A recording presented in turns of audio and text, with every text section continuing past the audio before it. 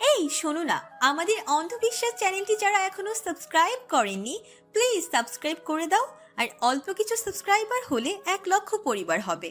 সবাই please subscribe এবং বেশি বেশি শেয়ার করে দাও প্লিজ।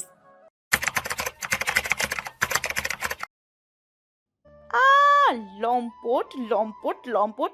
নামান, এক্ষুনি নামান, নামান। নয়তো মেরে ফেলবো আপনাকে। অসভ্য, অসভ্য ছি!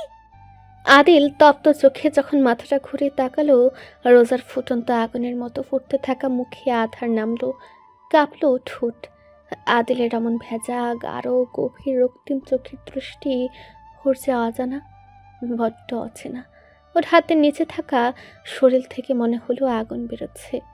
ঘন ঘন নেয়া শ্বাস প্রশ্বাসের তরুণ ভালোভাবে উপলব্ধি করতে পারছে আদিলের বুকের ওঠানামার গতি, অস্বাভাবিক সব কিছু।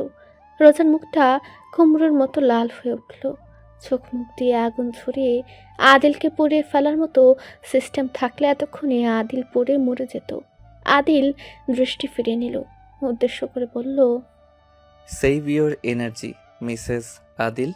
আপনার ভালোর জন্য বলছি, আপনার কাজে লাগবে পরে। রোজার আতঙ্কিত মুখটা আদিল আর দেখল না।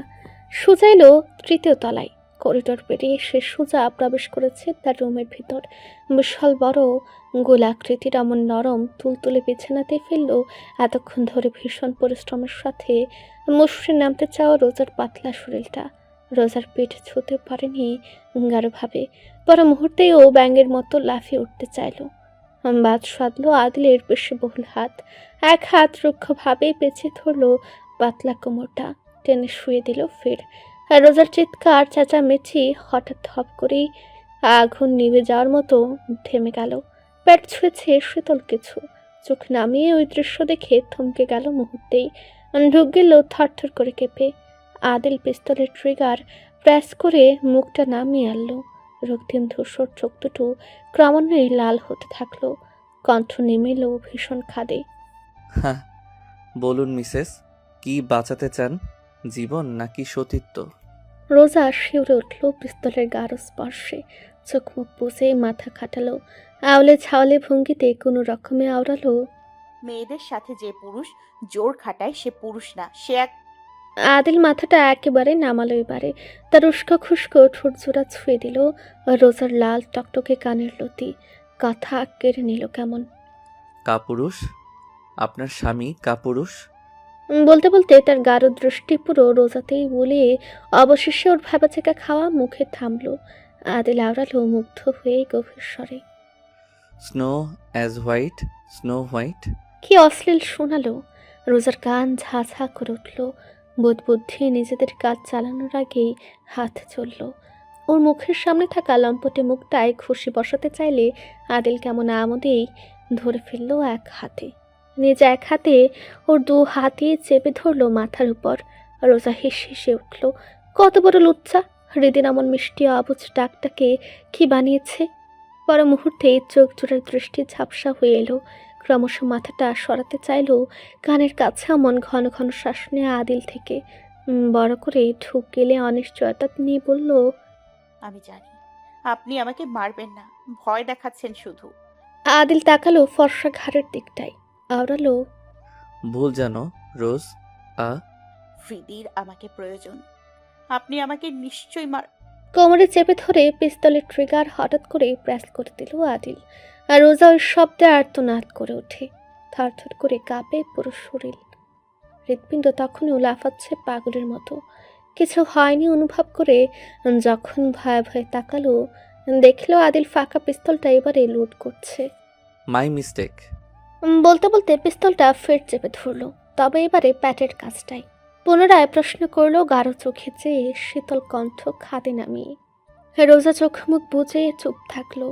স্পষ্ট শুনলো আদিলের ট্রিগার প্রেস করার শব্দ। ভয় কাঁপলো ফের। মরবে? কখনো না। ও বেঁচে থাকবে। বেঁচে থেকে রক্ত চুষে খাবে এই লম্পটের। অবশেষে দাঁত কেড়ে আওড়ালো, প্রাণ, প্রাণ। আদিল সন্তুষ্টির সাগরে ভেসে গিয়ে তৃপ্তিতে চোখ বুঝল, মৃদু স্বরে হাসল। মুহূর্তে দ্রুত গতিতে মুখ ডোবাতে চাইল চোখের সামনে থাকা ফর্সা মসৃণ ঘাড়ের মধ্যেখানে। ও সময় নীরবতা ভাঙল বাচ্চার কান্নার তীব্র আর্তনাদে। Mom, Mama, Mamam, are you gone? Did you lie to me? আদিলের চাপা কণ্ঠ মেয়ের আর্তনাদের পরপরই শোনা গেল। শিট। হৃদের কান্না থামানোর চেষ্টা চালাচ্ছেন মরিয়ম বেগম। সম্ভবত রুমে নেয়ার চেষ্টা করছেন, উপরে আসতে দিতে চাচ্ছেন না। তার মৃদু স্বরে বলা প্রত্যেকটা শব্দ শোনা যাচ্ছে। রোজা যেন একটু আলোর দেখা পেল। তৎক্ষণাৎ আদিলকে ঠেলে সরে উঠতে চাইলেও আদিল সরল না। অস্বাভাবিক চোখে চেয়ে আছে শুধু। হৃদয় সম্ভবত কাঁদতে কাঁদতে উপরে আসছে, হেঁচকে তুলছে। Dad, Dad? রোজা পাশে ফিরে তাকিয়ে দেখলো দরজাটা আধ খোলা। সতর্ক হলো মুহূর্তেই, চোখ রাঙিয়ে চেঁচালো, ছাড়ুন, সরুন। এবারের ধাক্কায় আদিল অসহ্য ভঙ্গিতেই সরে এলো। রোজা তাকিয়ে দেখার প্রয়োজন বোধ করলো না আদিলের শক্ত মুখ। এলোমেলো ভঙ্গিতে বিছানা ছেড়ে ছুটল দরজার দিকে। হৃদি তখনই এসে দাঁড়িয়েছে, কেটে কেটে চোখের জলে চোখ মুখ ভাসিয়ে ফেলেছে, হেঁচকে তুলছে সমানে। রক্তিম মুখটা দেখেই কাঁপল হৃদয়। সূক্ষ্ম যন্ত্রণাটা আবারও অনুভব করতে পারল। রোজাকে দেখে হৃদি ঝাঁপিয়ে পড়তে চাইলেই রোজা দ্রুত হাঁটু গেড়ে বসে ওকে বুকে সযত্নে আগলে নিল। ব্যগ্র হলো ওর মাথা বলিয়ে শান্ত করতে। মৃদু আদরে ভঙ্গিতে ফিসফিস করে গেল, কান্না করছে কেন আমার মা? বলেছি না যাব না তোমাকে ছেড়ে। Don't you trust me? হৃদির কান্না থেমেছে, ছোটখাটো শরীরটা অল্প কাঁপছে শুধু। রোজার ঘাড়ে মুখ গুজে ভাঙা গলায় আওড়ালো, ঘুম ভাঙতেই দেখি তুমি নেই মা, আমি ভয় পেয়েছি। রোজা তখনই ভেজা গালে চুমু খেলো। ওকে জড়িয়ে উঠে দাঁড়ালো। অনুভব করলো তার পেছনে দাঁড়ানো আদিলের অস্তিত্ব। সতর্ক ভঙ্গিতে দ্রুত হৃদিকে নিয়ে হাঁটা ধরলো। ভয় পাচ্ছিল, এই বুঝে এই লোক ফের ওকে আটকে রাখবে, মান্য করবে না নিজের মেয়ের উপস্থিতিও। কিন্তু না, আদিল আর কিছু বলেনি, করেওনি। রোজা করিডোর পেরিয়ে সিঁড়ি বেয়ে নেমে এলো দোতলায়। স্বস্তির শ্বাস ফেলল। দোতলায় দাঁড়িয়ে আছেন মরিয়ম বেগম, তার হাতে খাবারের ট্রে। সারাদিন রোজা কিছুটি মুখে তুলেনি। যতবার মরিয়ম বেগম খাবার এনেছেন ও ফেরত পাঠিয়েছিল। ক্ষুদায় ওর মাথা ঘুরপাক খাচ্ছে, মানেই হয় না অভুক্ত থাকার। আর মরিয়ম বেগম পিছু পিছু রুমে এলেন, খাবার পরিবেশন করলেন টি টেবিলের উপর। হৃদিকে কোলে নিয়ে খেতে বসলো রোজা। ও দ্রুত খাওয়ার ভঙ্গিতে হাসি ফুটে উঠল মরিয়ম বেগমের ঠোঁট জুড়ে। হৃদি কৌতূহলী হয়ে হঠাৎ প্রশ্ন করলো, তুমি ড্যাডির সাথে কি করছিলে মা? অবুঝ প্রশ্নের তোপে রোজার মুখের খাবার মাথার তালুতে ওঠে, সমনে কেসে ওঠে। মরিয়ম বেগম দ্রুত পানির গ্লাস এগিয়ে দেন। গ্লাসের পানিটুকু গিলে শান্ত হয়ে অবশেষে রোজা তাকালো হৃদির দিকে। পিটপিটিয়ে চেয়ে আছে জবাবের আশায়। রোজা অসহায় বড়। গল্প। হৃদি খুশি হলো। রোজার কোলেই নড়ে চড়ে বসে বলল, এরপর থেকে আমাকেও নিবি কেমন? আমি তোমাদের সাথে গল্প করব। মরিয়ম বেগম ঠোঁটে ঠোঁট টিপে রেখেছেন। রোজা বেতৃষ্ণা গোপন করে কোনো রকমের খাবারগুলো গিলে ওঠে। গল্প? রোজা ওই গল্পকে আগুন লাগিয়ে দিতে চায়, ভস্ম করে ফেলতে চায়। মিঠা মিঠা রোদ্দুরের স্পর্শে রোজার ঘুমটা ছুটে আসে। সদ্য ঘুম ভাঙা চোখ দুটো সূর্যের কিরণ মুহূর্তে সহ্য করতে পারে না, সময় লাগে। যখন পুরোপুরি চোখ মেলে তাকায় ঘড়ির কাঁটা সবে 9টায়। দৃষ্টি নিজের বুকের দিকে নিতেই হৃদির মুগ্ধ দৃষ্টিতে দৃষ্টি মেলে। বাচ্চাটা চেয়ে আছে তার বুকে বিড়াল ছানার মতন লিপটে থেকে। ওর ছোট হাত দুটো রোজার হাতের উপরে। রোজাকে চাইতে দেখে গাল ভরে হেসে বলল, গুড মর্নিং মা।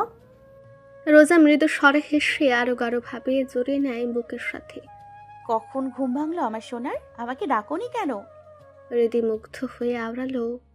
রোজার বুক ভরে এলো। ও মাথা নুয়ে এলো পাথারে চুমু খেলো বাচ্চার সারা মুখ জুড়ে।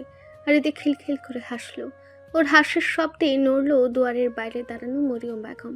এই যাত্রায় নক করলেন দরজায়। এই রুমের দরজা এর আগে কখনো লক হয়েছে?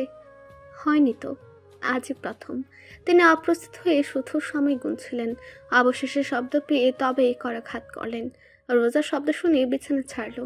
হিপ ছোঁয়া সিল্কি চুলগুলো রোদের আলোয় ঝলমল করছে। ওগুলো এলোমেলো ভঙ্গিতে খোপা করতে করতে দরজা খুলে দিল। মরিয়ম বেগম শ্রদ্ধেয় গলায় বললেন, ম্যাডাম, শুভ সকাল। ফ্রেশ হয়ে ব্রেকফাস্টের জন্য নামুন, স্যার অপেক্ষায়। রোজা অপ্রস্তুত হয়ে বলল, আমি ব্রেকফাস্ট করব না, হৃদিকে রেডি করে দিচ্ছি, ওকে নিয়ে যান। মরিয়ম বেগম ইতস্তত করে জানান। স্যার আপনাকেও নামতে বলেছেন ম্যাডাম? আর রিদি তখনই ছুটে এসে ধরল রোজার হাত, উচ্ছ্বাস নিয়ে ক্রমান্বয়ে তাগাদা দিল। মা আমরা ফ্যামিলি একসাথে খাবো। মা আমরা একসাথে খাবো। ড্যাড মম এন্ড রিধি ইয়ে মম লেটস গো।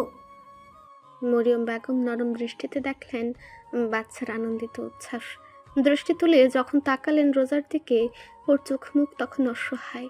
দীর্ঘশ্বাস লুকিয়ে রিদিকে নিয়ে ওয়াশরুমে গেল। মরিয়ম বেগম অপেক্ষা করলেন। রোজা বেশি সময় নিল না, বেলা 9টা।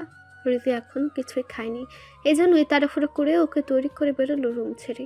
ওকে খাইয়ে আবার 11টার ভেতর ওর স্কুলে যেতে হবে সাপ্তাহিক মিটিংয়ের জন্য। এতদিন রোজা অ্যাজ এ ন্যানি হিসেবে উপস্থিত থাকতো, অথচ আজ থেকে ওর মা হিসেবে। এখনই কেমন এক অনুভূতি হচ্ছে। হৃদয় অবশ্য গত রাতে তোতা পাখির মতন বলে গেছে, সবাই জানবে আমার মা আছে, সবার মতো আমার মাও থাকবে। I am so happy. ওকে ঘুম পাড়াতে বেশ কসরত করতে হয়েছে রোজাকে। মেয়েটা পারলে সারা রাত জেগে থেকে গল্প করত, তবে বেশি জেগে থাকতে পারেনি। কিছুক্ষণ কিচিরমিচির করে ঘুমিয়ে পড়েছিল। কি করব বস, এবারও বুকে পাঠিয়ে দেব। বুড়ো বেশ পিছু লেগেছে এবার। ওর অ্যাসিস্ট্যান্ট ঘন ঘন কল করছে, কি খেলা দেখাতে যাচ্ছে কে জানে। বলছে you want talk to you. Adil নির্বিকার মুখে বলে, হি? আইনমন্ত্রী আব্দুল মান্নান। কি করব এটাকে? শান্তর প্রশ্নে আদিল তখনই জবাব দেয় না, তাকিয়ে রয় নামতে থাকা রোজার দিকে। হৃদিকে কোলে নিয়ে নামার জন্য সিঁড়িতে পা রেখেছে। খোপা করে রাখা চুলগুলো ছুটে পিঠে ছড়িয়ে পড়েছে। যখনই এদিকে চাইছে, কপালের 4-5 ভাঁজ পড়ছে, চোখ মুখ কুচকে ফেলছে। আদিল উঠে দাঁড়ালো চেয়ার ছেড়ে। বড় বড় কদমে চোখের পলকে সিঁড়ি বেয়ে এসে দাঁড়ালো রোজার সামনে। হয়তো বিহাব্বল রোজার থেকে কোলে নিল হৃদিকে। হৃদের উচ্ছ্বাস বাড়ে এতে। Dad will you get together? Adil সিঁড়ি বেয়ে নামতে নামতে জবাব দেয়। হুম। মেয়েকে কোলে নিয়েই ডাইনিংয়ে গিয়ে বসলো আদিল। তার চেয়ারের পেছনেই শান্ত, হাতে ভীষণ সুন্দর একটা ইনভাইটেশন কার্ড। আদিল আদরের স্থির দাঁড়িয়ে থাকা রোজার দিকে চেয়ে তখনকার শান্তর প্রশ্নের জবাবে বলল, কখন করছে প্রোগ্রাম? রাত 10:30 থেকে। রোজাকে এমন একইভাবে দাঁড়িয়ে থাকতে দেখে হৃদয় অধৈর্য হয়ে চেঁচালো। মম আসো। রোজার সত্য বলতে আর একটা কদম বাড়াতে ইচ্ছে করছিল না। ওই লোকটার আশেপাশেও ও যেতে চায় না। গতকালের ভয় ওর মস্তিষ্ক স্পষ্ট মনে রেখেছে। মনে পড়লেই রাগ বাড়ছে তরতর করে। একটা মানুষ কি নির্লজ্জ হতে পারে? আবার অন্যদিকে হৃদের অমন আগ্রহী দৃষ্টিও ও অবহেলা করতে পারছে না। অনিচ্ছুক হওয়া সত্ত্বেও কদম বাড়ালো, অবশেষে বসতে চাইলো কিছুটা দূরে। তখন হৃদি পাশের চেয়ার দেখিয়ে বলল, মম এখানে বসো। রোজা দম নিয়ে গিয়ে এগিয়ে গিয়ে বসলো আদিলের পাশের চেয়ারে। স্বাভাবিক থাকার চেষ্টা করলো, অগ্রাহ্য করতে চাইলো পাশের দাম্ভিক শরীরটা। তবে কিভাবে অগ্রাহ্য করবে? হৃদি বাবার কোলে বসে রোজাকেই টানছে, রোজাকেই দেখছে। আদিল খেতে খেতে আলাপ চালিয়ে গেল শান্ত আয়লানের সাথে। কি সম্পর্কে কথা বলছে রোজা জানে না। ও অনেকদিন পর ধ্রুবকে দেখতে পেল। হৃদির বডিগার্ড ওই তো মাথা নুইয়ে দাঁড়িয়ে আছে দরজার মাথায়। রোজা এক ফাঁকে বলল, আমি বেরোতে চাচ্ছিলাম। আদিলের কথা থামলো, তাকালো রোজার মুখের দিকে। কেন? কি দরকার? রোজা জেদে চোখে তাকালো। কি দরকার মানে? ওকে নিজের ইচ্ছেতে বেরোতে পারবে না? বন্দি থাকবে সব সময়? মুহূর্তে চোখ মুখ কালো করে বলল, আমার প্রয়োজনীয় জিনিসপত্র আনতে বাড়িতে যেতে হবে। আদিলের খাওয়া শেষ। ন্যাপকিন দিয়ে মুখ মুছে তাকালো মেয়ের দিকে। হৃদি কোল থেকে নামতে চাইছে, ওকে নামিয়ে উঠে দাঁড়ালো আদিল। শান্তর হাত থেকে ধূসর রঙা কোট নিয়ে পড়তে পড়তে বলল, দরকার নেই। দুপুর দিকে শপের ম্যানেজার আসবে শপিং বুকলেট নিয়ে। যা যা প্রয়োজন অর্ডার দেম, ডেলিভারি করে যাবে বিকেলের মধ্যে। রোজা অসন্তুষ্ট হলো। পুনরায় দৃঢ় গলায় জানালো, আমার গুরুত্বপূর্ণ জিনিসপত্র আনার আছে। আদিল কিছুক্ষণ চেয়ে থাকলো যেতে যেতে মুখখানির দিকে। অবশেষে বলল, আধ ঘন্টা, এর ভিতর ব্যাক করা চাই। গাড়ি। বাকি কথা শুনল না রোজা। ভোতা মুখে তাড়ামি করে গেল। আমি রিক্সা নিয়ে একাই যেতে পারবো। থমথমে এক নীরবতা বলল। অনেকটা সময় আর একটা শব্দ হলো না। শান্তর ঘাম ছুটে গেছে প্রায়। আদিল মির্জার মুখে মুখে এত কথা বলার স্পর্ধা কখনো কারো হয়েছে? হয়নি। অ্যালেন আর চোখে তাকালো বসের মুখের দিকে। আদিল শুধুই তাকিয়ে আছে। রোজা অমন নীরবতায় মিয়ে গিয়েছে। বেশি বলে ফেলেছে কি? আদিল অনেকটা সময় নিয়ে অবশেষে ডাকলো। শান্ত। শান্ত দ্রুত দু কদম এগিয়ে এসে বলে, জি বস। আদিল থমথমে গলায় আদেশ ছুড়ে, একটা রিক্সা কিনে নিয়ে আয়, ওটা চালিয়ে ম্যাডাম যেখানে যেতে চাই নিয়ে যা। কাজ শেষ হলে ফিরিয়ে নিয়ে আসবি। রোজার চোয়াল ঝুলে আসে। শান্ত ভীষণ উচ্ছ্বাস নিয়ে বলে, ইয়েস বস। তখনই দ্রুত কদমে বেড়ে গেল, যেন আসলে রিক্সা কিনে নিয়ে আসবে। রোজা আশ্চর্য, হতবাক, মুখটা হা হয়ে আছে। ওর থতমত মুখের দিকে আদিল আর তাকায় না, ব্যস্ত কদমে বেরিয়ে যাচ্ছে। পেছনে ছুটেছে অ্যালেন। দুয়ারে ক্লান্তর পাশাপাশি ধ্রুবও আছে আজ। ঘন্টা খানেকের মধ্যে মির্জা বাড়ির ড্রাইভওয়ে পিষে একটা ব্র্যান্ড নিউ রিক্সা চালিয়ে প্রবেশ করেছে শান্ত। একদম দেশি রিক্সা, হলদে রঙের, কালারফুল, সব প্লাস্টিকের ফুল টুল ঝুলছে। শান্ত রিক্সাটা বাড়ির সামনে এনে থামালো। চোখ মুখ উজ্জ্বল ওর। রোজা তখনই বেরিয়ে এসেছে হৃদিকে নিয়ে। হৃদের স্কুলের মিটিং সেরে এরপর বাড়ির উদ্দেশ্যে যাবে ভেবেছিল। শান্ত তখন প্যান্টের উপরে একটা নতুন লুঙ্গি পরেছে। তার পুরো লুকটা এমন, চোখে সানগ্লাস, পেটানো শরীরে স্যুট আর নিচে শুভ্র রঙা লুঙ্গি। ও সুন্দরভাবে উঠে বসেছে ফের। রোজা এসে রিক্সায় উঠে বসলেই টান দিয়ে বেরিয়ে যাবে এমন ভঙ্গি। অপেক্ষা করতে করতে কিলিং কিলিং শব্দ তুলছে রিক্সায়। রোজা হতভম্ব হয়ে দেখলো ওই দৃশ্য। কিছুক্ষণ ও একটা শব্দ করতে পারল না। আর আগে দুঃখে ওর কান্নায় পেল। সবগুলো একই গোয়ালের গরু। তার জীবন জাহান্নাম করতে শপথ নিয়েছেন যেন। চোখ রাঙিয়ে হনহনিয়ে গিয়ে উঠে বসলো গাড়িতেই। ওই রিক্সাওয়ালা নিয়ে বেরোলে মানুষ তাদের পাগল ছাড়া আর কিছু বলবে না। শান্তবোধ হয় কিছুটা নিরাশ হলো। বেচারা আর চোখে গাড়ির দিকে চেয়ে নেমে এসে একটানে খুলল লুঙ্গিটা। দীর্ঘশ্বাস ফেলে লুঙ্গিটা স্বপনের হাতে ধরে বলল, রিক্সাটা বেচে দিস না, থাকুক আজকের জন্য। ফিরে এসে চালাবো। দেখি চারটা খ্যাপ মেরে কয়েকটা টাকা পয়সা কামানো যায় কিনা। স্কুলের বিস্তৃত সদর দরজা খোলা হয়েছে দু ধার দিয়ে। সদর দরজার বাইরে দুটো গাড়ি অপেক্ষারত অনেকটা সময় যাবতই। ধ্রুব সহ আরও কয়েকটি বডিগার্ড গাড়ি দুটোর সামনেই দাঁড়িয়ে আছে হিমালয়ের মতো। তাদের গম্ভীর মুখের কড়া দৃষ্টিতে স্কুলের দারোয়ান দুটো না চাইতেও মিয়ে যাচ্ছে। হে যাত্রায় সদর দরজা দিয়ে বেরিয়ে এলো কালো রঙের বিশাল আকৃতির একটা গাড়ি। গাড়িটা বেরিয়ে সোজা ধরলো মেইন রোড। ধ্রুব বাকিদের নিয়ে গাড়ি দুটোতে মিলেমিশে উঠে বসেছে। গাড়ি স্টার্ট দিয়ে শান্ত গতিতে অনুসরণ করছে বড় গাড়িটা। দুটো গাড়ির স্থান বড় গাড়িটার পাশাপাশিতেই। কঠিন পাহারায় রাখা হয়েছে বড় গাড়িটার সবগুলো জানালার কাঁচ ওঠানো। ভেতরে কিছুই বাইরে থেকে দেখার সুযোগ নেই। রোজার অসহায় চোখ দুটো দেখলো এই গাড়ি অনুসরণ করা গাড়িগুলোকে। নিজেকে তার সেলিব্রিটি বলেই মনে হচ্ছে। সেলিব্রিটি বললেও বড় ভুল হয়। সেলিব্রিটিরাও বোধহয় এত গাড়ি নিয়ে চলাফেরা করে না। দৃষ্টি ফিরিয়ে অসহায় চোখে দেখলো তার শরীরের সাথে লেপে থাকা বিড়াল ছানার মতন পিটপিট দৃষ্টিতে তাকিয়ে থাকা হৃদিকে। গাল ফুলিয়ে চেয়ে আছে। কাদো কাদো চোখে মুখের অবস্থা আষ্টে পৃষ্ঠে তাকে জড়িয়ে রেখেছে। বারবার আওড়াচ্ছে রোজার সাথে যাবে। আর রোজার একটা কথা শুনতে রাজি না। এই তো মাত্রই ওর প্যারেন্টস মিটিং সেরে বেরিয়েছে। চেয়েছে হৃদিকে বাড়িতে পৌঁছে দিয়ে রোজা নিজের বাড়িতে যাবে। অথচ বাচ্চাটা নাড়া যেতে ও নিজেও যাবে, রোজার শাওকে মানানোই যাচ্ছে না। এ যাত্রায় রোজা দীর্ঘশ্বাস ফেলে তাকালো শান্তর দিকে। শান্ত ড্রাইভারের পাশে বসে কানে ব্লুটুথ কাকে একটা নির্দেশনা দিচ্ছে। রোজা ভূতা মুখে বলল, আপনাদের বসকে কল করুন, জানান তাকে যে হৃদি আমার সঙ্গে আমার বাড়িতে যেতে চাচ্ছে। যেতে পারবে? নেব। শান্ত তখনই আদিলের নাম্বারে ডায়াল করলো। সে যতটুকু জানে বস মিটিংয়ে আছে, ক্লায়েন্ট চায়নার।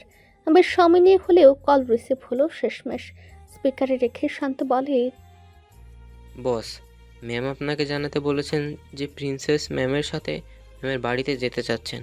ম্যাম কি সাথে নেবে? উপাসটার আলাপ আলোচনার গুঞ্জন থেমে নামলো পিনপত নীরবতা। থমথমে এক কণ্ঠের প্রশ্ন এলো, ম্যাডামের বাড়ি? প্রশ্ন শুনে রোজার চোখ মুখ কুঁচকে এলো। তার বাড়ি কি বাড়ি না? আশ্চর্য। শান্ত মুখ খুলে জবাব দিতে পারল না। পর মুহূর্তে আদিলের বাকি কথাগুলো কানে এলো। এই মির্জা বাড়ি তার বাড়ি, যেখানে যেতে যাচ্ছে ওটা অস্থায়ী। তার বাবার বাড়ি যেতে চাচ্ছে যেহেতু নিয়ে যাওয়া হোক, দুপুরের ভেতর ফেরা চাই। পরক্ষণেই কল কেটে গেল। রোজার মুখে আধার নামলো, চোখ রাঙিয়ে তাকিয়ে থাকলো শান্ত হাতের ফোন স্ক্রিনের দিকে, যেন দৃষ্টি দিয়ে ফোনের ওপাশে কিছুক্ষণ আগে কথা বলা আদিলকে গুলি করছে সবখানেক। কথার ধরন দেখো, হুকুম করা হচ্ছে কেমন, দুপুরের ভেতর ফেরা চাই। মগের মুল্লুক, রোজা কি তার কেনা গোলাম? রোজার গোমরা মুখ ছোট দু হাতে ধরল রীতি, মিষ্টি করে প্রশ্ন করলো, কি হয়েছে mom? Are you upset with dad? Roza নিজেকে স্বাভাবিক করতে চাইল। তাকালো হৃদির উচ্ছ্বসিত মুখের দিকে। যেতে পারবে শুনে মেয়েটা ভীষণ আনন্দিত, চোখ দুটো জলজল করছে। রোজার অসন্তুষ্ট অনুভূতি মিলে গেল ফানুসের মতো। হৃদিকে কোলে নিয়ে মাথার কিছু এলোমেলো চুল ঠিক করে দিতে নিয়ে ফিস করে প্রশ্ন করলো, আগে বলো কোথায় যেতে চাচ্ছ আমার সাথে? হৃদি ভাবলো ইতস্তত ভাবে আরে আরে দুবার তাকালো রোজার মুখের দিকে। রোজা আশ্বস্ত করলো চড়া হেসে। অনেকটা সময় ভেবে এরপর সাবধানী ভঙ্গিতে ছোট গলায় আওড়ালো মেয়েটা, নানু বাড়ি? রোজা চমকায় সামান্য, পর মুহূর্তে প্রাণোচ্ছল ভঙ্গিতে হেসে ফেললো। হৃদি টমেটোর মতো লাল দু গালে চুমু খেলো, বুকে জড়িয়ে চাপা গলায় বলল, তোমার নানু বাড়ি যাচ্ছি। হৃদির ধূসর চোখের মনিতে ঝলমলে তারা ভাসে, দু গাল ভরে হেসে তাকিয়ে থাকে কেমন, যেন নানু বাড়ি যেতে পারাটা ভীষণ চমৎকার কিছু আনন্দের বিষয়। রোজার হৃদয় গলে হাওয়ায় মিঠার মতো মিশে যায়। সে যে চেয়েছিল বাড়ির সবাইকে ভালোভাবে হৃদির সম্পর্কে বুঝিয়ে তারপর ওকে নিতে। বাবা মাকে জানাতে চেয়েছিল হৃদি তার মেয়ের মতো না, তারই মেয়ে। নিজের নাতি ভেবে যেন আদর করে, কাছে টানে, ভালোবাসে, অথচ সেই সুযোগ তো হলো না, না জানিয়ে সাথে নিতে হচ্ছে। তবে রোজার মন জানে তার বাবা মা কোন ধরনের মানুষ, কেমন তাদের হৃদয়। নিশ্চয়ই কাছে টানবে রীতিকে, এতটুকু ভরসা আছে বলেই তো সাহস করছে সে। রোজা চায় না রীতির মনে এতটুকু কষ্টের আঁচ লাগুক। ওর এই উচ্ছ্বাস যেন পালাক্রমে বেড়ে হিমালয় ছয়, মোটেও এক বিন্দু যেন না কমে। রোজা কখনো মানতেই পারবে না, হতেই দেবে না। রাজু সতর্ক হলো, তাড়াহুড়ো কদমে বাড়ির ভেতর ঢুকলো, ছুটতে ছুটতে ডাকতে থাকলো ষাঁড়ের মতো, মা।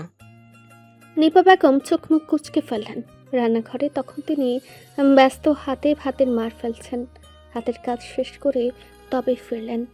কি হয়েছে, চেঁচাচ্ছিস কেন? রাজু হাঁপাচ্ছে সমানে, আঙুল দরজার দিকে তাক করে বলল, অনেকগুলো গাড়ি আসছে আমাদের বাড়ির দিকে। ওর বলা শেষ হয়নি অমনি গাড়ির শব্দে তালুকদার বাড়ির ভূমি কেঁপে উঠল। রাজে ভর দিয়ে দ্রুত ঘর থেকে বেরিয়ে এলেন আজিজুল সাহেব। ইতিমধ্যেই নিপা বেগম চটজলদি ছুটে এলেন দরজার কাছে। পেছন পেছন আজিজুল সাহেব আর রাজু এসে দাঁড়ালো। তাদের সতর্ক দৃষ্টি আপাতত তাদের বাড়ির ভেতরে ঢোকা গাড়িগুলোর উপর।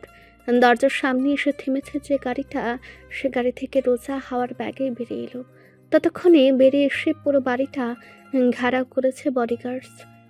ধ্রুব, শান্ত তখনও গাড়ির সামনে দাঁড়িয়ে। রোজাকে দেখে নিপা বেগম চিৎকার করে উঠলেন। দু চোখ ভেজে উঠল এক মুহূর্তে, ঝর্ণার মতো ঝরছে চোখের জল। কাঁদতে কাঁদতে নগ্ন পায়ে তিনি ছুটছেন মেয়ের দিকে। শান্ত নেই রোজাও, দৌড়ে গিয়ে ঝাঁপিয়ে পড়ল নিপা বেগমের বুকে। বুকে মাথা রাখতে স্বস্তিতে ওর প্রাণ ভরে এলো। আমার রোজা, তুই কেমন আছিস মা? সব ঠিক আছে তো? দেখি। বলতে বলতে নিপা বেগম মেয়ের মুখটা দু হাতে তুলে নিয়ে ভালোভাবে দেখলেন। সহি সালামত মেয়েকে দেখে মুখের পাথর সরল। রোজা মৃদু হাসলো, রক্তিম চোখ নিয়ে আওড়ালো, ভালো আছি, শান্ত হও তুমি। আজিজুল সাহেবের ভেজা চোখজোড়া কাতর দৃষ্টিতে চেয়ে আছে মেয়ের দিকে। রোজা মাকে ছেড়ে গিয়ে জোরে ধরল, খুঁড়ে খুঁড়ে ছুটে আসতে চাও বাবাকে। আজিজুল সাহেবের গলার স্বর ভেঙে আসে, কেমন আছিস মা? রোজা হাসে, বাবার বৃদ্ধ মুখের দিকে চেয়ে আশ্বস্ত করে দৃঢ় নরম গলায়, ভালো আছি বাবা, এত চিন্তা করো না। বলতে বলতে ভেজা চোখ দুটো মুছে দেয়। তাকাই আজিজুল সাহেবের পেছনে মাথা নুয়ে দাঁড়িয়ে থাকা ছোট ভাইয়ের দিকে। রোজা এগুলো দুপা, মনে হচ্ছে কত বছর পর দেখা পরিবারের সাথে। রাজু ভেজা চোখ মুখ তুলে তাকালো, নিঃশব্দে কেঁদে চোখ মুখ ভিজে ফেলেছে। এ যাত্রায় হামলে পড়ল বড় বোনের বুকে, দু হাতে শক্ত করে জড়িয়ে ধরল রোজাকে। মাথা বুলিয়ে কপালে ঠোঁট ছুঁয়ে দিল রোজা। বাবা, কাঁদতেও দেখি পারিস। কে যেন বলতো ছেলেরা বীর, তারা কাঁদে না। রাজু লজ্জা পেল, তবে ছাড়ল না, জোরে রাখলো অনেকটা সময়। আজিজুল সাহেব হাসেন মেয়ে ছেলের দিকে চেয়ে। কিছু বলবেন তখনই বাচ্চা বাচ্চা কণ্ঠে ডাক পড়ল, মম, মম, ক্যান আই কাম আউট? চমকে উঠেন নিপা বেগম। আজিজুল সাহেব তাকালেন গাড়ির দিকে, পরপর বেয়াকুবের মতন তাকান মেয়ের দিকে। গাড়ির দরজাটা খোলা, তখনও ওখানে শান্ত দাঁড়িয়ে আছে। ওই ডাকে রোজা হাসে সামান্য, দ্রুত কদমে ছুটে গাড়ির দিকে। মাথাটা নুয়ে তাকাতে দেখল লক্ষ্মীর মতো হৃদে বসে আছে, আগ্রহী চোখে চেয়ে আছে এদিকেই। রোজা দু হাত বাড়িয়ে দিতেই ঝাঁপিয়ে খুলে চলে এলো। হৃদিকে নিয়ে দরজার কাছ থেকে সরে আসতেই দরজাটা লাগালো শান্ত। নিপা বেগম, আজিজুল সাহেব আর রাজু তারা দেখতে পেল রোজার কোলে থাকা হৃদিকে। দু হাতে রোজার গলা জড়িয়ে বড় বড় চোখে তাদেরই দেখছে। নিপা বেগম, আজিজুল সাহেব একবার বাচ্চাটাকে দেখছেন, আরেকবার রোজার দিকে। রোজা হেসে ফেললো, এগিয়ে এলো তাদের সামনে। হৃদি পিট পিট চোখে অনেকক্ষণ আজিজুল সাহেবের দিকে চেয়ে থাকলো। আজিজুল সাহেবও হয়তো বিহব্বল ভঙ্গিতে তাকিয়ে আছেন। এ যাত্রায় হৃদি ফিসফিস করে বলল, মম, নানু ভাই looks a little like you. থমকালেন আজিজুল সাহেব। রোজা হেসে ফেললো শব্দ করে, মেয়ের নাক ছুঁয়ে আওড়ালো, তাই সালাম দাও নানু নানা ভাইকে। হৃদি তাকালো দুজনার দিকে, পাখির মতো কিচির মিচির করে বলল, হাই নানু ভাই, তুমি কি ভালো আছো? হাই নানু, তুমিও কি ভালো আছো? আজিজুল সাহেব এক পলক মেয়ের দিকে তাকালেন। হঠাৎ অমন এক উচ্চ বংশীয় পরিবারের বাচ্চা নানু ভাই হওয়ায় থতমত খেয়ে আছেন। নিপা বেগমের মুখে হাসি ধরছে না। ভদ্র মহিলা মেয়ের আশ্বস্ত দৃষ্টি দেখে মুহূর্তে দু হাত সাবধানের সাথে বাড়িয়ে দিলেন। রীতি খুব সহজেই খুলে এলো, জোরে ধরল নিপা বেগমের গলা। পুতুলের মতো চেয়ে আছে নিপা বেগমের মুখের দিকে, মিটিমিটি হাসছে। নিপা বেগমের অন্তরে হিমেল বাতাসে দুলে উঠল যেন। তিনি মুগ্ধ চোখে চেয়ে আওড়ালেন, ভালো আছি নানু ভাই, তুমি কেমন আছো? হৃদি বিজ্ঞের মতো বলে, মম কাছে থাকলে আমি সবসময় ভালো থাকি। নিপা বেগম দেখলেন বাচ্চা বাচ্চা মুখটা। কথা বলতে বলতে বাচ্চাটা সে রোজার দিকে তাকাচ্ছে। নিপা বেগম তাকালেন মেয়ের দিকে। এই মুহূর্তে রোজাকে এক গর্ববোধ করা মা মনে হচ্ছে। নিপা বেগমের হৃদয় নদীর জলের মতো শান্ত হয়ে গেল, আর কোনো দুশ্চিন্তাই রইল না। তিনি হৃদিকে কোলে নিয়ে ভেতরে প্রবেশ করতে করতে বললেন, বাইরে আর কত, ভেতরে আসো। হৃদির মুখের চেয়ে হেসে হেসে প্রশ্ন করলেন, কি খাবে আমার নানু ভাই? তুমি নানুকে বলো, নানু তোমার জন্য তাই রান্না করবে। হৃদি উচ্ছ্বাস নিয়ে জানালো, grandma, I will eat whatever you may. Nipa Begum ভরকে গেলেন, থেমে গেল তার কদম। আর হৃদি তখনও চেয়ে আছে মিষ্টি করে হেসে।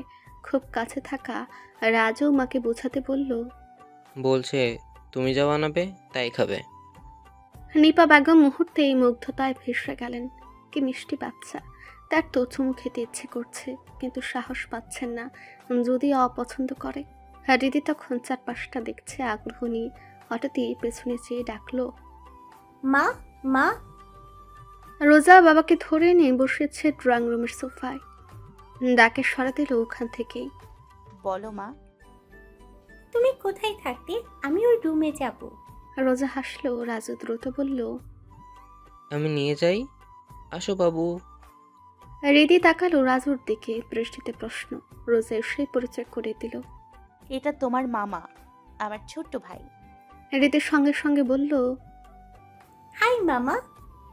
রাজু এমন ভাবে হাসলো যেন বিশ্ব জয় করে ফেলেছে। মায়ের থেকে একরকম কেড়ে নিজের কোলে নিল, বুক ফুলিয়ে ভীষণ গদগদ ভঙ্গিতে বলল, আসো, মামা তোমাকে রুম দেখাবে, দেখবে?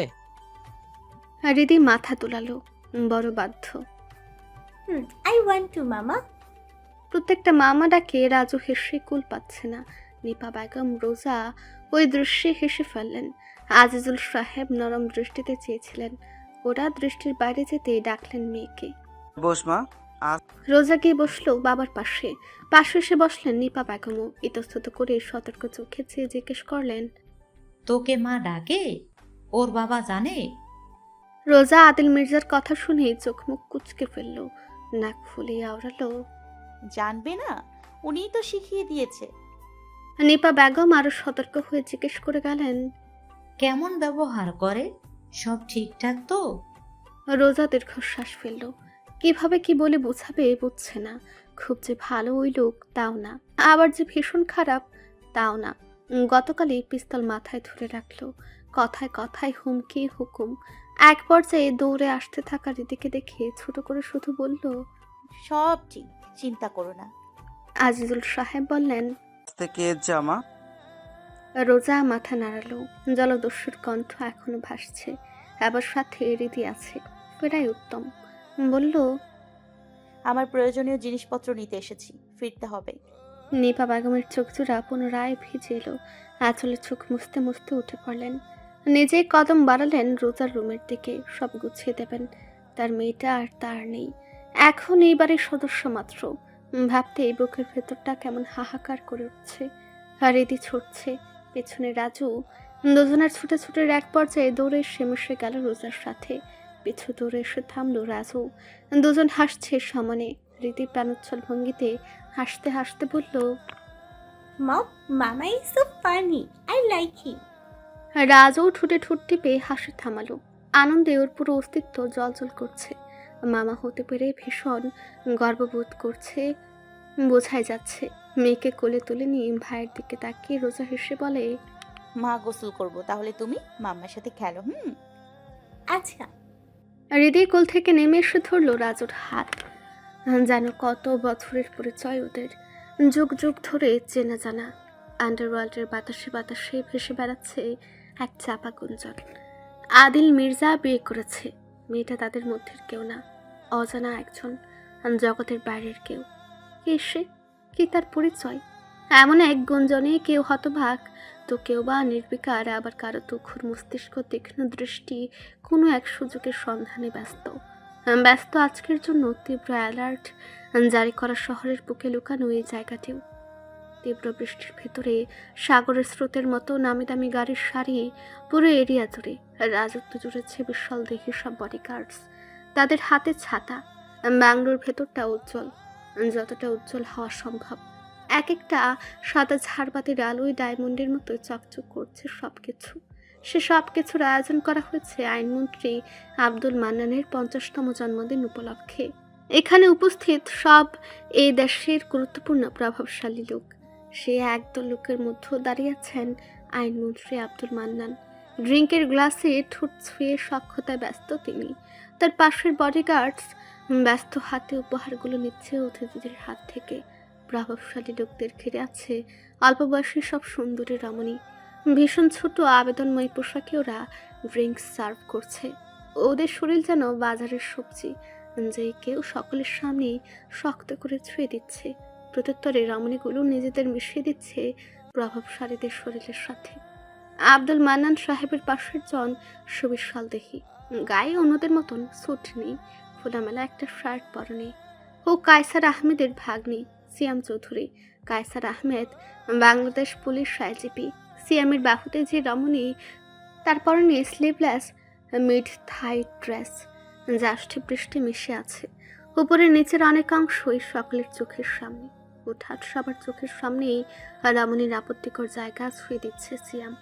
এতে তার পাশের জন হাসলো শব্দ করে। হাত বাড়াতে বাড়াতে বিনয়ী ভঙ্গিতে বলল, ভাগ্নে একা আর কত দাও না এক রাতের জন্য সেই মাল। সিয়াম ঠু তুলল। কৌতুকের হাসি ঠোঁট জুড়ে কেমন অনাগ্রহী ভঙ্গিতে রমণীর মেকআপে সাজানো সুন্দর মুখে চুমু খেয়ে বলল, এই বয়সে এসেও কসিমালের জন্য এত পিপাসা, ভালো হবা না না। মুখে এক বললেও ইতিমধ্যে রমণীকে ঠেলে দিয়েছে ভদ্রলোকের কোলে। লোভাতুর লোকটা অমনি দু হাতে আষ্টে পৃষ্ঠে জড়িয়ে নিয়েছে অল্প বয়সী শরীরটা। বিপরীতে ওই রমণী মুখে ভাসল কিঞ্চিত ভয়, অনিচ্ছুকতা। সে দৃশ্যে খ্যাক খ্যাক করে হাসলো অনেকেই। মানান সাহেবের কানে তখন এক বডিগার্ড ফিসফিস করে কিছু বলল। মানান সাহেবের মুখ উজ্জ্বল হয় মুহূর্তেই। ড্রিঙ্কের গ্লাস রেখে ছুটেন দরজার দিকে। সিয়াম ডাকে। কি মন্ত্রী সাহেব, কার জন্য এত তাড়া হ্যাঁ? মানান সাহেব বেরিয়ে যেতে যেতে বলেন। আদিল আসছে। সাথে সাথে এক একজনের আশ্চর্যের প্রশ্ন পড়ল। আদিল মির্জা আছে? আরে আসলেই আদিল? বৃষ্টির শব্দ মারিয়ে ড্রাইভওয়ে পেশে এসে থেমেছে বেশ কয়েকটা গাড়ি। মুহূর্তে ঝড়ের ব্যাগে বেরিয়ে আসে অ্যালেন, ক্লান্ত, স্বপন। ক্লান্ত মেলে ধরেছে বড় কালো ছাতাটা। শান্ত এসে গাড়ির দরজা খুলে দাঁড়ালো।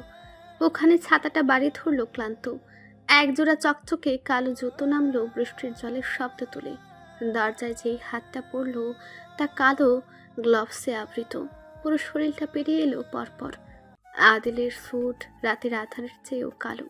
কালো চোখ, মুখের ভঙ্গি। এক ফোঁটা বৃষ্টির জলও তার শরীর ছুঁতে পারছে না। মানান সাহেব হাসতে হাসতে আসছেন। আইছো তুমি? কখনো তো আনা যায় না তোমারে বাপজান। আদিল তাকালো এক পলক। স্বপন ব্রিফকেসটা এগিয়ে দিল। আদিল হাতটা অব্যাহত রেখে বেশ নির্বিকার মুখে বলল, জন্মদিনের শুভেচ্ছা মন্ত্রী সাহেব। ব্রিফকেস খুলতেই হাসি গাঢ় হলো ভদ্রলোকের। উচ্ছ্বাসে ফেটে পড়লেন। নাক দিয়ে ঘ্রাণ নিয়ে ব্রিফকেসটা পাশের বডিগার্ডের হাতে দিয়ে আদেশ ছুড়লেন, সাবধানে রাখ। পরপর আদিলের গতির সাথে গতি মিলিয়ে প্রবেশ করলেন বাংলোর ভেতর।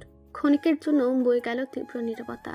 নীরবতা ভাঙল কারো উচ্ছ্বাসের শব্দে, তো কারো বিদ্রুপ মাখা হাসিতে। অনেকে ঘৃণায় মুখ ফিরে নিয়েছে। আদিল অবশ্য ওসবের কখনো ধার ধারেনি। সামনে ভীষণ গুরুত্বপূর্ণ একটা ডিল আছে তার। আইনমন্ত্রীর সাহায্য লাগবে। কাজটা ভালো সম্পন্ন করতে আজ এই প্রোগ্রামে আসা। আদিল সোজা এলো ড্রিঙ্ক বারের কাছে। পায়ের উপর পা তুলে বসলেও পাশের সোফায় পিছু পিছু এসে বসলেন মানান সাহেবও। দেখপাল চ্যাটার্জিও দলবল ছেড়ে হাসতে হাসতে এলেন দুটো ড্রিঙ্কের গ্লাস হাতে। একটা আদিলের হাতে দিয়ে অন্যটায় নিজে ঠোঁট ছুতে ছুতে অপোজিটে বসে উৎফুল্ল গলায় বললেন, সারপ্রাইজ দিলা ভালোই, দেখা তো পাওয়া যায় না। আদিল ড্রিঙ্কের গ্লাসে ঠোঁট ছুঁয়েছে। এক টানে শেষ করলো। আরেক গ্লাস নিতে নিতে বলল, দিনকাল কেমন যাচ্ছে? মানান সাহেব ঠোঁট চেপে বললেন, তা আমার জিজ্ঞেস করব তাই না দিকপাল চ্যাটার্জি? একদম। নতুন বিয়ে করছো শুনলাম, আনো নাই কেন সাথে, দেখা করাবা না? আদিলের হাত থামল না। কয়েক গ্লাস গলায় ঠেলে সিগারেট ইতিমধ্যেই ঠোঁটে স্থান পেয়েছে। এক টান দিয়ে কালো ধোঁয়া ছড়ল। এক ফাঁকে গলায় ঠাললো আরেক গ্লাস। পাল্লা দিয়ে ড্রিঙ্ক করছে দিকপাল চ্যাটার্জিও। তাদের ভেতর যেন কম্পিটিশন চলছে। মানান সাহেবের বয়স হয়েছে, অত খেতে পারেন না। তারপরও বেশ কয়েক গ্লাস গিলেছেন। মাথাটা চক্কর দিল, নেশা ধরেছে প্রায়। সিয়াম এসে দাঁড়ালো তখনই। ভিন্ন একটি রমণী ওর বাহুতে। ওই রমণী নিয়েই বসলো অপোজিটে দিকপাল চ্যাটার্জির পাশে। ভ্রু দুলিয়ে বলে, শুনলাম খুব রূপসী দেখতে, অমন রূপসী একা একা দেখলে হবে? আদিল গ্লাসের মদটুকু গিলে রক্তিম চোখ তুলে তাকালো তৎক্ষণাৎ। ওই ধূসর রঙের দৃঢ় দৃষ্টিতে সিয়ামের ভেতরটা সামান্য কাঁপলেও দেখালো না উপরে। মানান সাহেব সতর্ক হলেন, থামাতে চাইলেন, কিন্তু ভীষণ সাহস দেখাতে সিয়াম বলে গেল, আনা হোক সামনে, আমরা দেখি একটু টেস্ট। চোখের পলকে হাওয়ার গতিতে আদিল ঝুঁকে হাতের ড্রিঙ্কসের গ্লাস দিয়ে বারে বসালো সিয়ামের মাথায়। আদিলের হাত সিয়ামের মাথা ফেটে রক্তে ভেসে গেল সবটা।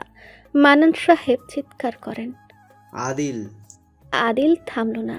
রক্তাক্ত কাটা হাত দিয়ে চেপে ধরল সিয়ামের গলা। ওকে উড়িয়ে আছড়ে ফেললো জমিনে। খানকির পোলা, কলিজা ছিঁড়ে কুত্তারে খাওয়াবো, তোর মুখে আমি মুদবো। মানান সাহেবের সে দ্রুত টেনে ধরলেন আদিলের হাত। সিয়াম ততক্ষণে অজ্ঞান।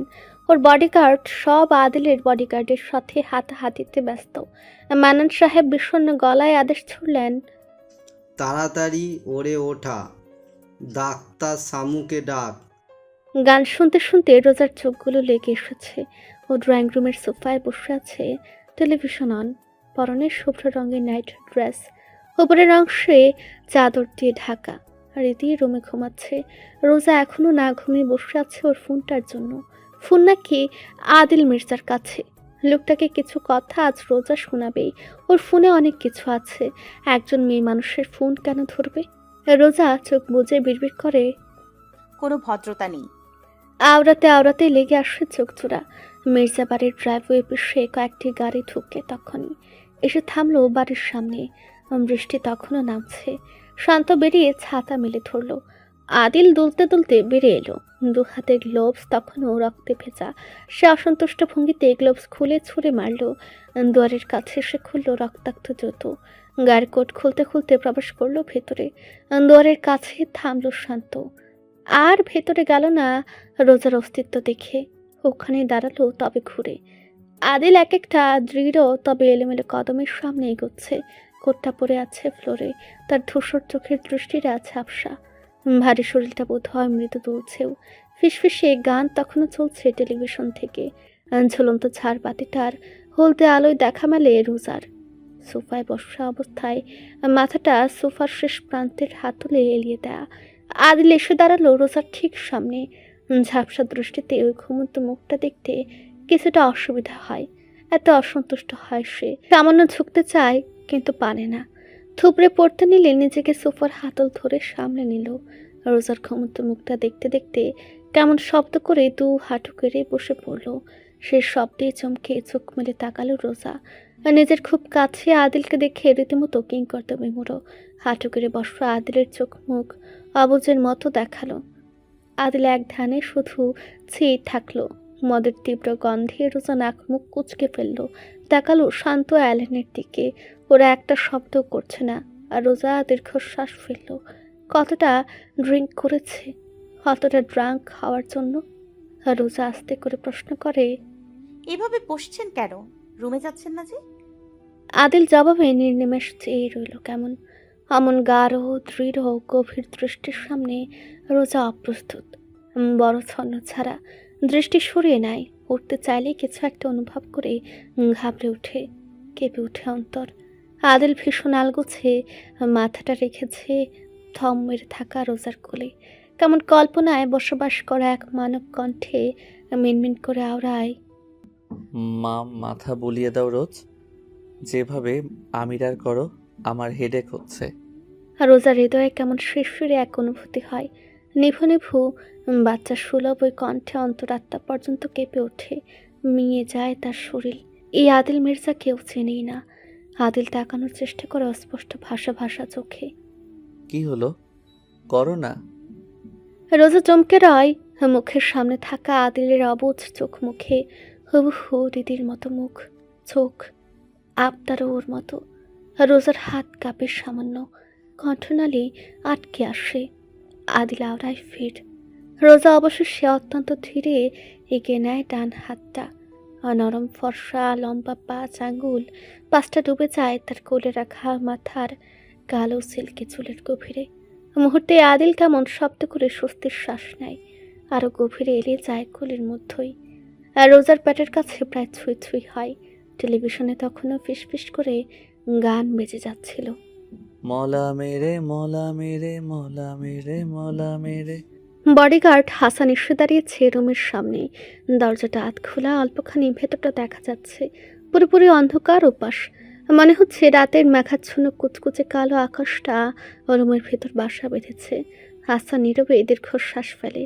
ওর পেছনে গার্ডগুলো ভয়ে তটস্থ হয়ে আছে। ওদের অভিব্যক্তি সর্বদাই নির্বিকার থাকলেও এক মুহূর্তে ওই মুখগুলোতে ভয়ের ছাপ। হাসান এক পলক ওদের দেখে হাত তুলে থামার ইশারা করলো। কদম বাড়িয়ে ভেতরে ঢুকলো একাই। মুহূর্তে পায়ের তলায় কিছুর বাধা পড়ে। কচমচ শব্দ হয়। শব্দে বোঝা গেল ও টুকরো কাচের উপর পা ফেলেছে। আরেক কদম বাড়াতে পুনরায় কিছু পায়ের তলায় পিষে যায়। হাসানের চোখজোড়া অন্ধকার সইতে আবছায়া রুমের গোটা পরিস্থিতি দেখতে পেল। মৃত্যুপরীতে রূপ নিয়েছে। সব কিছু ভেঙে চুরে গড়িয়ে আছে। সেসবের মধ্যেই ক্লান্ত ভঙ্গিতে বসে থাকা শরীরটার পরনে উরু সমান ড্রেস, যা বসার জন্য আরও উপরে উঠে এসেছে। ছোট এলোমেলো চুলগুলোতে চোখ মুখ ঢাকা। পাশের মদের বোতলটা ভেঙে কয়েক টুকরো হয়ে আছে। তরল মদে ওখানটা ভিজে আছে। হালকা রক্তের মিশলে অদ্ভুত রঙে রূপ নিয়েছে। হাসানের চোখ গেল বসের রক্তাক্ত হাতে। দ্রুত রুমের বাতি জ্বালালো। তাতেও হেলদুল হলো না মুখ নুয়ে রাখা রিনা সদাগরের। হাসান ব্যস্ত গলায় সতর্ক ভঙ্গিতে ডাকলো, বস বস, ডক্টর আদিত্যকে আসতে। রিনা ওভাবে থেকেই কথার বাদ ফেঁধে নিজের মতো প্রশ্ন করলো একরকম নির্জীব কণ্ঠে। খবর এনেছিস? ও কি সত্যি বিয়ে করে নিয়েছে? কোথাও ভুল নেই তো? সবাইকে বোকা বানানোর জন্য এমন নিউজ ছড়িয়েছে নিশ্চয়ই। হাসান ঢুক গেল, কাঁপলো ওর চোখের পাপড়িগুলো, কণ্ঠ আটকে আসছে। নিজেকে স্বাভাবিক রাখতে চেয়ে সময় নিয়ে বলতে পারলো, বিয়েটা বিয়েটা সত্যি করেছেন? ওই মেয়ে মির্জা বাড়িতেই থাকছে? থমথমে এক নীরবতা বয়ে গেল। ওই নীরবতায় ভেতরে ভেতরে আরো ঘাবড়ালো হাসান। ভয় শুকিয়ে এলো ওর গলা। তারপরও সাহস করে এগুলো কয়েক কদম। রক্তাক্ত হাতটা ধরতে চাইলেও পারল না। পর মুহূর্তেই নীরবতা ভাঙল রিনার জখমিত সিংহের মতো এক চিৎকারে। এলো পাতারে ছুঁড়ে মারলো হাতের কাছে যা পেয়েছে। এক পর্যায়ে ঠিক হাসানের সেদিনের জখমিত কপালেই ফের এসে লাগে ভাঙা ফুলদানি। No no, he can't to he can't do this to me Adil, you can not do this to me. গল গল করে রক্ত ঝরছে হাসানের কপাল থেকে।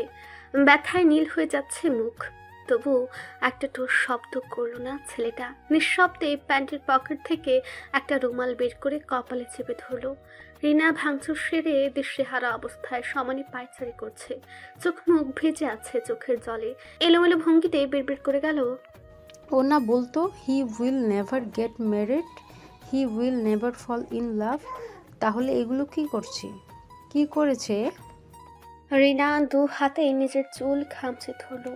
রক্তিম চোখে তাকালো হাসানের দিকে। বিলাপ জড়লো পাগলের মতো। আমার মধ্যে কি কমতি ছিল? কখনো ফিরেও দেখিনি, কখনো ভালোভাবে তাকানোর প্রয়োজন বোধ করেনি, একটু সময়ের জন্য পাশাপাশি বসতেও চায়নি। এগ্রিমেন্টের সময়ও ভিন্ন ভিলাতে থেকেছিল এই বলে যে ও কাউকে ট্রাস্ট করতে পারে না, কাউকে আশেপাশে সহ্য করতে পারে না, কাউকে কখনো নিজের জীবনে ঢুকতে দিতে পারবে না। তাহলে এখন এখন কি করছে? ও মেয়ে হলে আমি কেন না? আমি তো ওর বাচ্চার মা। আমি আছড়ে কাঁদছে রিনা। ওর দৃষ্টি ঝাপসা, শরীর টলছে বাজে ভাবে, যে কোনো সময় পড়ে যেতে পারে। হাসান দ্রুত গিয়ে ধরলো এক হাতে। বস বস, কাম ডাউন প্লিজ, নিজের ক্ষতি করছেন। জ্ঞান হারানোর পথে রিনা। ও যেন কিছু শুনল না। আস্তে আস্তে ওর চোখ দুটো বুজে গেল। বন্ধ চোখের পাতায় ভাসলো অনেক বছর আগের দৃশ্যগুলো, যা আজও কেমন জীবন্ত তবে হৃদয় বিতারক। ওই দিনটাই ছিল রিনার জন্মদিন। আলমগীর সওদাগর বড় করে মেয়ের জন্মদিনের পার্টি রাখেন। উপস্থিত হয় দেশের সব উচ্চবর্গের লোকজন। আদিলও ওই দিন তার হাজবেন্ড হিসেবে উপস্থিত হতে একরকম বাধ্য হয়, তবে আসে সবার শেষে। কোনো রকমের জন্মদিনের শুভেচ্ছা জানায় না, কাছেও ফিরে না। সবার মধ্যে সবার সাথে আলাপে ব্যস্ত রয়, যেন পুরোপুরি ব্যবসার খাতিরে তার আশা। রিনা এমন অগ্রাহ্য সইতে পারেনি। তার দিকে লোলুপ দৃষ্টিতে তাকিয়ে থাকা একজনের সাথে মাখো মাখো সম্পর্ক করে ওখানে, কাপল ডান্স করে, তাতেও কোনো আগ্রহ দেখায়নি আদিল। যেন রিনা এখনই এই ছেলের সাথে কোনো হোটেলের ব্যাডে গেলেও যায় আসে না তার। তাই তো সবসময় এমনই বলে এসেছিল প্রথম থেকেই। রিনা এই স্বপ্ন দেখতে শুরু করে, যে সেই স্বপ্ন নয়, ভয়াবহ স্বপ্ন। কঠিন প্রেমে পড়ে। নিজেকে পরিবর্তন হতে দেখত নিয়মিত। যে মেয়ে প্রতিদিন নাইট ক্লাবে রাত কাটাতো, সে আর নাইট ক্লাবে যেত না। নিজের সব রাতের সঙ্গীদের ভুলে গেল কেমন, শুধু এক আদিল মির্জাকে নিজের করে পাওয়ার লোভে। তাকে পাওয়ার লোভে রিনা সব রকম চেষ্টা চালিয়েছে। চেয়েছিল তার সংসার করতে, এসব ভুলতে, নতুন এক রিনা হতে চেয়েছিল। কিন্তু কিন্তু আদিল যে তার কোনো রূপেই মুগ্ধ হতো না, তার কোনো পরিবর্তনই যে দৃষ্টিতে নিত না, ফিরে তাকাতো না, কল রিসিভ করতো না। তারপর রিনা ডেসপারেট হয়, ভীষণ বাজেভাবে। এতটাই যে জীবনের সবচেয়ে নিকৃষ্ট কাজে নামে সে। ব্যবহার করে ড্রাগ, সিডাকটিভ ড্রাগ। জ্ঞান হারানোর আগে শুধু বিড়বিড় করে রিনা, আমার পেটের বাচ্চাকে এত ভালোবাসতে পারলে আমাকে কেন একটু ভালোবাসতে পারলে না? হাসান অসহায় হয়, চোখ বুজে শ্বাস ফেলে দীর্ঘশ্বাস। পকেটে ফোন বেজে চলেছে। রিনার বাবা আলমগীর সওদাগরের পার্সোনাল বডিগার্ড কল করে যাচ্ছে। আজ তাদের ফ্যামিলি ডিনার ছিল, গুরুত্বপূর্ণ বিষয়ে আলাপ হওয়ার কথা। এমত অবস্থায় যে ওসব সম্ভব না। হাসান ভুল না হলে ব্যবসায়িক আলাপটা সম্ভবত মৃত আব্দুস সুবহান চৌধুরীর সম্পত্তি নিয়ে, যা এখনো কোনোভাবেই রিনার নামে করানো সম্ভব হচ্ছে না। সুবহান চৌধুরীর বড় ছেলে কেস লড়ছে রীতিমতো, সম্পত্তির এক ভাগও ছাড়তে নারাজ। এই সময় রাতের বেলায় গ্রাউন্ড ফ্লোরের লিভিং রুমের বিশাল এই ঝাড়বাতিটার রং বদলায়। সাদা আলো থেকে একরকম নিভু নিভু হলদে আলো জ্বলছে। এই নিভু আলোতে দু হাঁটু ভেঙে বসা আদিলের চোখ মুখ দেখালো নিষ্পাপ।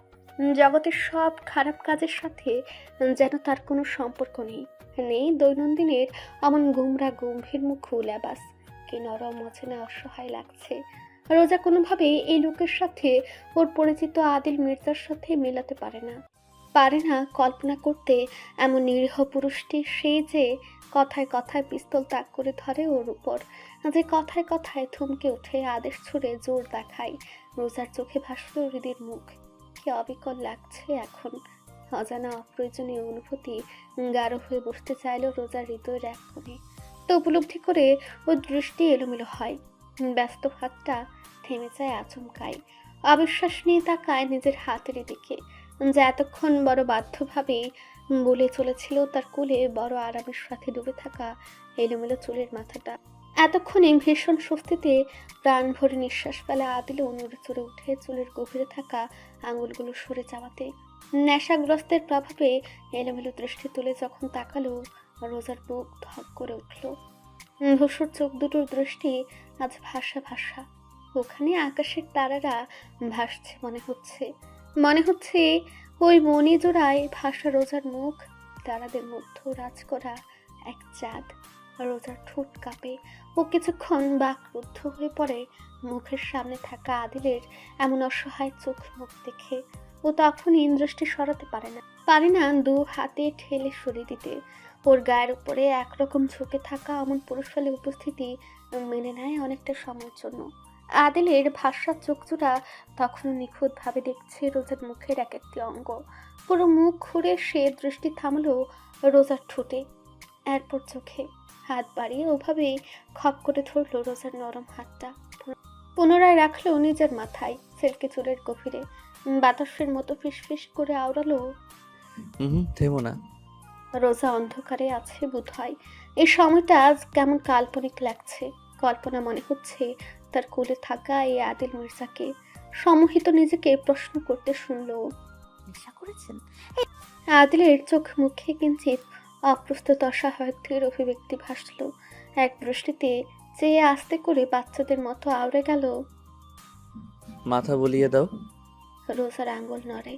অসহায় দৃষ্টি হঠাৎ কি পড়লো আদিলের হাতের উপর। হাতের তালুক কেটে রক্ত শুকিয়ে আছে। কি ভয়াবহ দেখালো। ছোট গর্তটা গভীর বোধ হয়, ভেতরে সম্ভবত কাঁচও আছে এক টুকরো। কেমন আধু আধারে চিকচিক করছে। আটকে উঠে রোজা তাকালো ফের আদিলের চোখ মুখের দিকে। অবিশ্বাস্য গলায় বলে, আপনি কি মানুষ? ব্যথা পাচ্ছেন না? কেটেছে তো?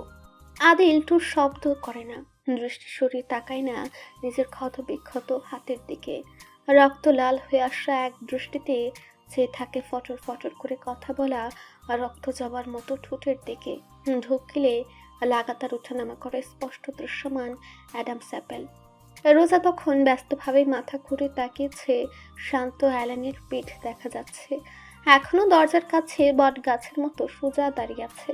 মাথাটা সোজা, এদিক ওদিক কোথাও তাকাচ্ছে না, সম্ভবত দৃষ্টির সামনে। ওকে ডাকবে ওদের? তখনই রোজা ঘাড়ে গরম নিঃশ্বাস টের পেয়ে চমকে ওঠে। অস্পষ্ট শুনতে পায় গভীর স্বরের এলোমেলো থেমে থেমে বলা মাথা মুন্ডবিহীন কথাগুলো, নট নাও, কন্ট্রোল কন্ট্রোল। একটু পর। রোজা ঘাড় ফেরাতেও ভয় পায়। ওভাবে সমানে নিজের মাথাটা পিছিয়ে নিয়ে দু হাতে ঠেলতে চাইলো আদিলের শক্তপোক্ত বুক। সরুন, আপনার লোকেদের বলুন আপনাকে নিয়ে যেতে ওপরে, হাতের চিকিৎসা প্রয়োজন। এই হিমালয়ের মতো নটল আদিল আজ একেবারে ধাক্কাতেই টলল।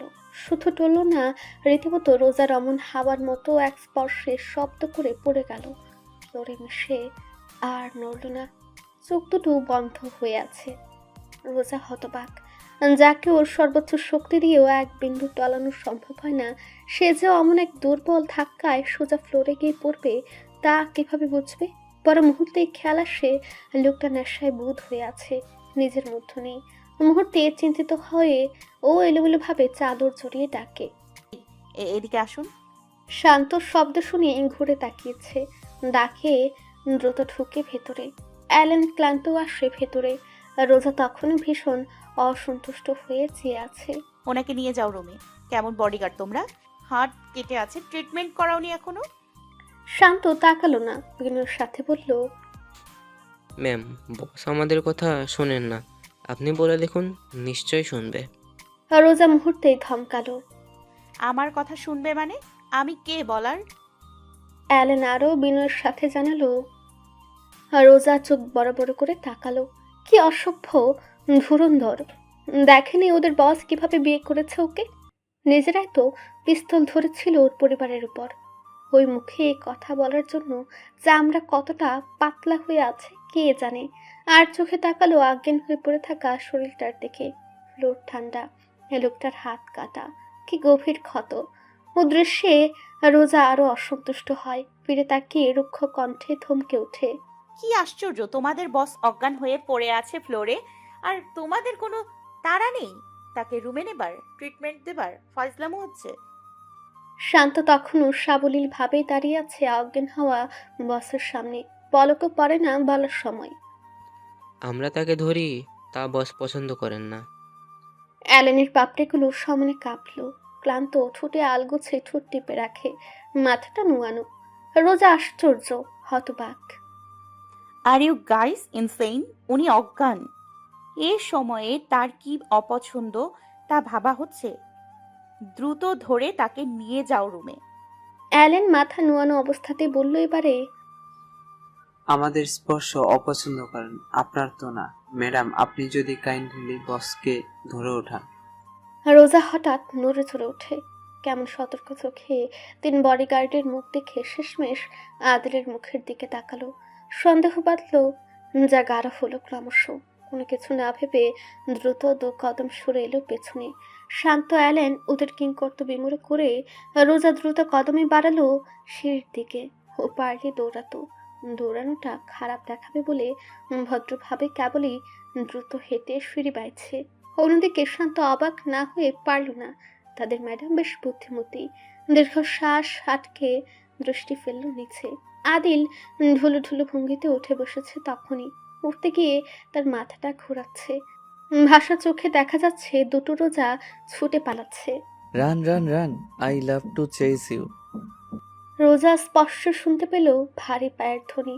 মুহূর্তেও সচেতন হয়, আটকে ওঠে, আর পেছন ফিরে তাকানোর সাহস করে না। সিঁড়িগুলো শেষ করে করিডোরে পা রাখতেই দেখতে পায় মরিয়ম বেগমকে। ভদ্রমহিলা হৃদের রুমের দরজার সামনে ছিল। হঠাৎ চোখের পলকেই দরজা লাগিয়ে ভেতরে চলে গেল। রোজা হয়তো বিহ্বল হতে পারল না। এক দমকা হাওয়া এসে ওকে তুলে নেয় শূন্যে। ওকে কোলে তুলে আদিল সামান্য টলছে, টললেও কদম স্থির, দৃঢ়। দ্রুত কদমের সিঁড়ি বেয়ে উঠতে চাচ্ছে 3 তলার দিকে। রোজার গলা শুকিয়ে গেছে। ও অসহায় চোখে একবার দেখলো ওর গায়ের চাদরটা যা পড়েছে ফ্লোরে। জোরালো ভাবে নামার চেষ্টা করতেও দ্বিধা হচ্ছে। আদিল দুলছে, যদি ওকে নিয়ে পড়ে কি হবে তখন? কোন রকমে বলে, নামান নামান আমাকে। আদিল শুনল না। খুব মনোযোগের সাথে বেশ সোজা এলো 3 তলায়।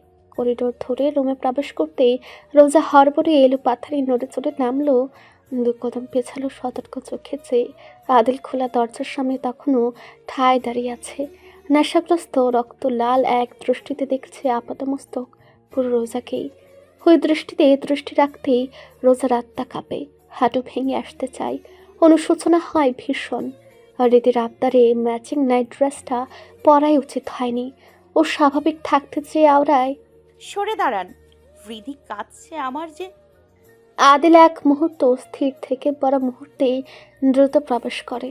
দরজাটা শব্দ করে লক করতেই লাফিয়ে ওঠে রোজা। আতঙ্কে ও আরও পেছনে চলে যায়। আদিল অধৈর্য ভঙ্গিতে এগোতে এগোতে খুলল গলার টাই কোট, ফেললো ফ্লোরেই। শার্টের বোতাম খুলতে নিলে রোজা ঘাবড়ে একাকার হয়।